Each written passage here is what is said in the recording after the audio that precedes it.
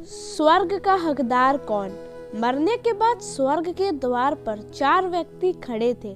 इन 4 व्यक्तियों में पहला राजा था, दूसरा एक बिजनेसमैन था, तीसरा पंडित था और चौथा एक आम आदमी मजदूर था। किसी को भी यह पता नहीं था कि कौन स्वर्ग के अंदर प्रवेश कर पाएगा और कौन वहीं से वापस लौटा दिया जाएगा। सब स्वर्ग के दरवाजे के खुलने की राह देख रहे थे और आपस में बातें कर रहे थे। जैसे कि राजा को मरने से पहले ही आदत थी, उसने अपनी बात सबसे पहले बताई। राजा ने कहा, मैं बहुत प्रख्यात राजा हूँ। मैंने धरती पर अपना बहुत नाम कमाया है, इसलिए पूरी संभावना है कि मैं ही स्वर्ग में जाऊंगा। फिर व्यापारी ने अपनी बात सामने रखी। वह बोला, मैंने धरती पर खूब धन कमाया और उस धन से मैंने सैकड़ों लोगों की मदद की, इसलिए मैं ही स्वर्ग का हकदार हूँ।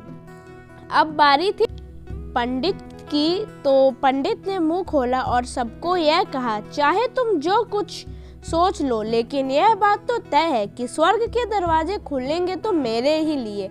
सब जानते हैं कि पंडित दिन रात भगवान को याद करते हैं, इसलिए स्वाभाविक है कि स्वर्ग में पंडित का स्वागत किया जाए। जब सबने अपना अपना पक्ष रख दिया, तब सबकी नज़र उस मजदूर पर थी जो चुपचाप अपनी नजरें नीचे झुकाए बिना कुछ बोले वहीं पर खड़ा रहा। स्वर्ग का दरवाजा खुला और वहां एक देवदूत आकर खड़ा हो गया। देवदूत के हाथों में एक पुस्तक थी जिसमें इन सभी के कर्मों के बारे में लिखा हुआ था। देवदूत ने सबसे पहले राजा को अपने पास बुलाया और उसको पूछा, तुम बताओ, तुमने अपने जीवन में क्या क्या अच्छे कर्म किए हैं? मैं उन्हें इस पुस्तक में देखकर फैसला करूंगा कि तुम्हें अंदर आने देना है या नहीं। राजा ने कहा, मेरा राज्य जितना बड़ा था उतना ही समृद्ध था और मेरे राज्य के सभी लोग खुशहाल थे। सभी बड़े आनंद से रहते थे। मैंने उन्हें कभी भी किसी चीज की कमी नहीं होने दी। यही मेरे अच्छे कर्म हैं। देवदूत ने अपने पुस्तक में देखा और देखने के बाद राजा से कहा, तुम सच बोलते हो। तुमने अपने राज्य की प्रजा को बहुत सुखी रखा था, लेकिन तुमने अपने राज्य की सीमा बढ़ाने के लिए जितने युद्ध किए थे, उन युद्ध की वजह से हजारों सैनिकों ने अपनी जान गंवा दी थी। उन हजारों सैनिकों के परिवार के दुख का कारण तुम बने थे, इसलिए तुम स्वर्ग में नहीं जा सकते। अब बारी थी व्यापारी की।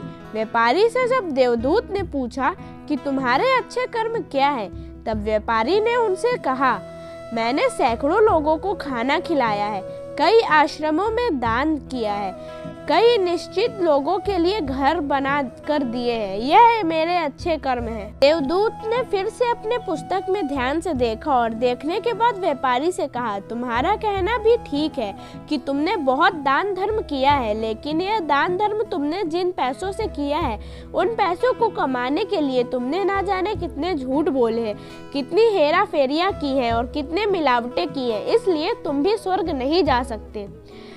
जब पंडित से यही सवाल किया गया तो पंडित ने बड़े ही आत्मविश्वास के साथ कहा, मैंने अनगिनत लोगों को ज्ञान दिया है, हजारों यज्ञ और पूजाएं की हैं और दिन रात भगवान का जाप किया है। इससे अच्छे कर्म और क्या ही हो सकते हैं। देवदूत ने अपनी पुस्तक के अंदर झांक कर देखा और पंडित से कहा, आपने जितने भी लोगों को जी भरकर ज्ञान दिया है, उन बातों पर खुद कभी अमल किया है? आपके यज्ञ पूजा या भगवान का नाम निस्वार्थ भाव से कभी नहीं लिया, इसलिए आपका भी स्वर्ग में आना प्रतिबंधित है। मजदूर यह सब देखकर हैरान था। वह अब तक जिन्हें महान समझता आ रहा था, उनकी व्याख्या स्वर्ग के दरवाजे पर आकर बदल गई थी। धरती पर जिन कामों को अच्छा समझा जाता है, उनका यहाँ पर कोई मूल्य नहीं था। यमदूत ने जब इस मजदूर को अपने पास बुलाया और इससे पहले कि वह उससे उसके अच्छे कर्मों के बारे में पूछता, मजदूर बोल पड़ा, प्रभु, मैं जानता हूँ कि मैं भी स्वर्ग में आने के लायक नहीं हूँ, लेकिन मैं फिर भी एक बार बाहर से स्वर्ग को झांक कर देखना चाहता हूँ। बस इससे ज़्यादा मेरी कोई इच्छा है ही नहीं, क्योंकि ऐसी इच्छा पालने के लिए मैंने जीवन में कुछ भी नहीं किया है। मैं पूरा दिन मेहनत करता और जो भी पैसे कमाता उन्हें अपने परिवार के पालन पोषण में खर्च कर देता, इसलिए दान धर्म के लिए कुछ बचता ही नहीं। लोगों की भला मैं क्या सेवा करूंगा, क्योंकि काम के बाद जो थोड़ा सा समय मिलता उसको अपने ही बूढ़े माँ बाप की सेवा में बिता देता। और यह सब करने के बाद मैं कभी कभी मंदिर भी चला जाता और भगवान से जैसा भी मुझे दिया है उस जीवन के लिए धन्यवाद कहता। देवदूत ने अपनी पुस्तक में बड़े ध्यान से देखा और थोड़ी देर देखते ही रह गया।